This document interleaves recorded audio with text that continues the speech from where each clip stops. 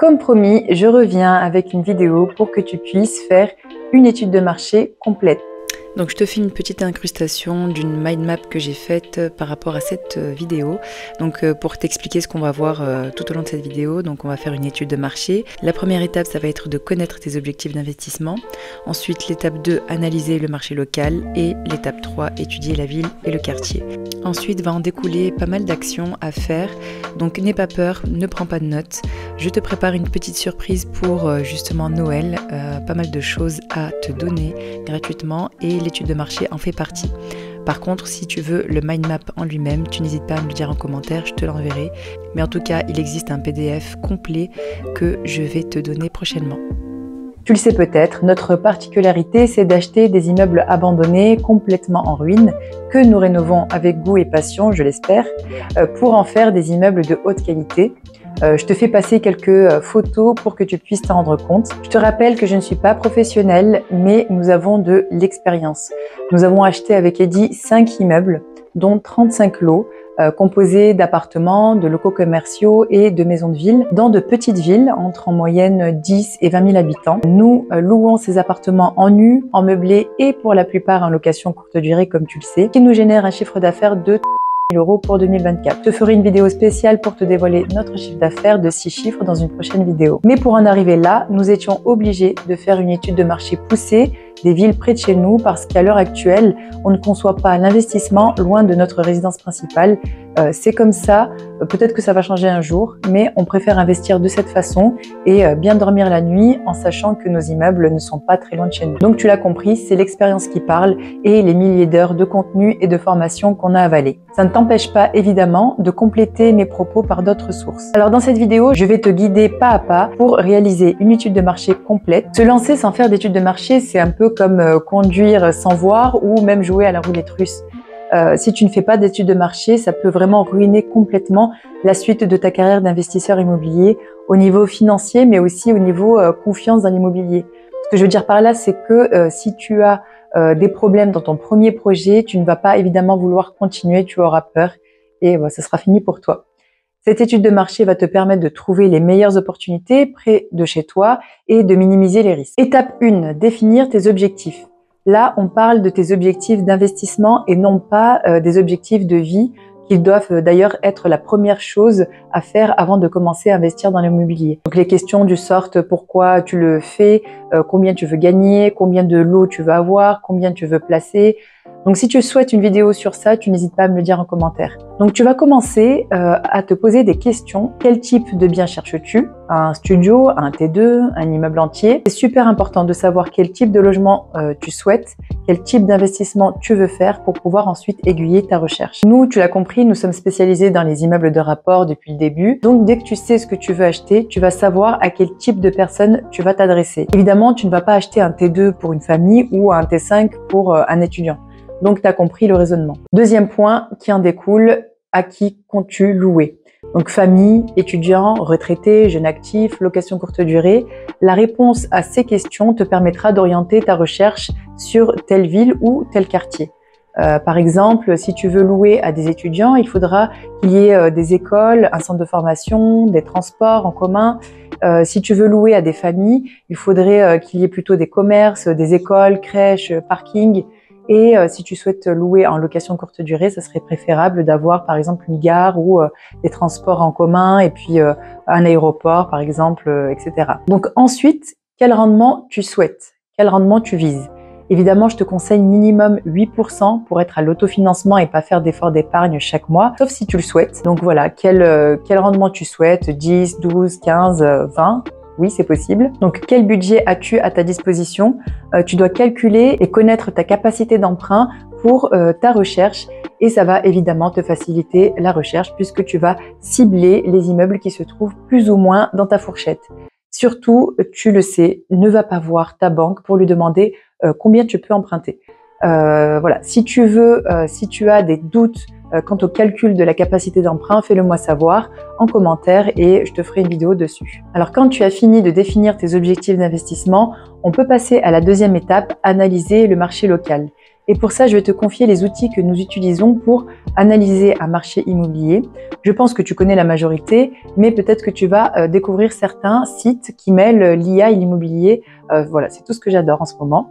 Alors, les outils de recherche pour analyser ton marché immobilier, tu as donc Le Bon Coin, Se Loger, donc ce sont des plateformes, je pense que tu connais. Ce sont des plateformes d'annonces immobilières idéales pour analyser les offres du marché en temps réel. Tu as aussi Meilleur Agent, donc ça te fournit les prix moyens au mètre carré par ville et par quartier. Les estimations sont fiables et basées sur des données actuelles. Alors tu as aussi Papers Immobilier, je ne sais pas si tu connais. Avant j'utilisais DVF, donc demande de valeur foncière, et maintenant j'utilise Papers Immobilier. C'est grâce à Papers Immobilier que tu as accès aux ventes immobilières réelles avec les prix exacts des transactions enregistrées par les notaires. Ensuite tu as Notaire de France, donc là ça te permet de voir la cartographie et les tendances des prix immobiliers sur l'ensemble du territoire avec des analyses détaillées. Un autre outil qui est super important, c'est Bien dans ma ville, bien ici, peu de personnes connaissent. Ce sont des cartes interactives des prix immobiliers par secteur et des informations complémentaires sur les commodités locales. Donc tu as en fait les profils de population, les situations sécuritaires, la vie pratique, la tranche d'âge, les activités professionnelles, la sécurité, la délinquance, les faits divers. Enfin franchement, il y a pas mal de données. Tu as aussi l'INSEE, donc là tu as les données sur la démographie, les revenus, le dynamisme économique des villes pour évaluer en fait l'attractivité d'un secteur. Tu as aussi Google Maps, donc là tu peux analyser donc les transports, les écoles, les commerces, les environnements autour d'un lieu précis que tu connaîtrais peut-être pas. Donc, grâce à tous ces outils que je t'ai présentés, tu vas pouvoir, dans un premier temps, comparer les prix moyens au mètre carré dans la ville ou le quartier de ton futur investissement. Donc, pour comparer les prix moyens au mètre carré, tu peux aller sur Le Bon Coin et regarder directement les annonces de vente. Il y a l'information sur le prix au mètre carré, mais je trouve que c'est pas une information juste, puisque souvent les biens ne partent pas au prix affiché, ils sont négociés et ça tu ne le sais pas. Donc j'aime utiliser Papers Immobilier, j'utilisais anciennement DVF, donc ça me permet d'avoir exactement les dernières transactions immobilières. Quand c'est une société, on a le nom de la société, tout ce qu'il possède, on a aussi donc l'année d'achat, les mètres carrés. Il nous manquerait juste en fait les photos de l'état de la bâtisse pour être le plus précis possible dans le calcul du prix moyen au mètre carré. Donc ce prix moyen va te permettre de te positionner ou non sur un projet immobilier selon ton calcul de rentabilité avec l'analyse des loyers que nous allons voir donc juste après. Comment analyser les loyers moyens pour ton type de bien? Tu vas aller sur Le Bon Coin ou Se Loger et tu vas prendre une dizaine d'annonces d'appartements en location dans la ville ou le quartier que tu vises.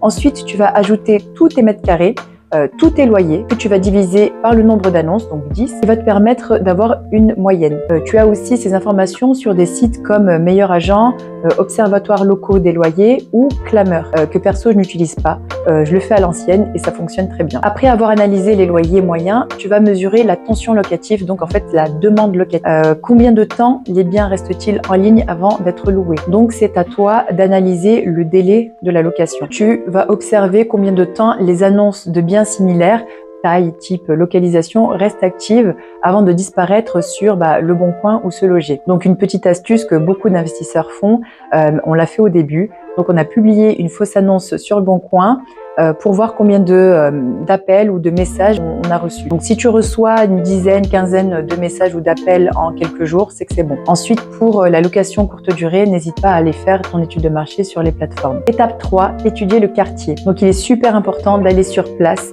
pour ressentir un peu l'ambiance de la ville et le quartier que tu as ciblé.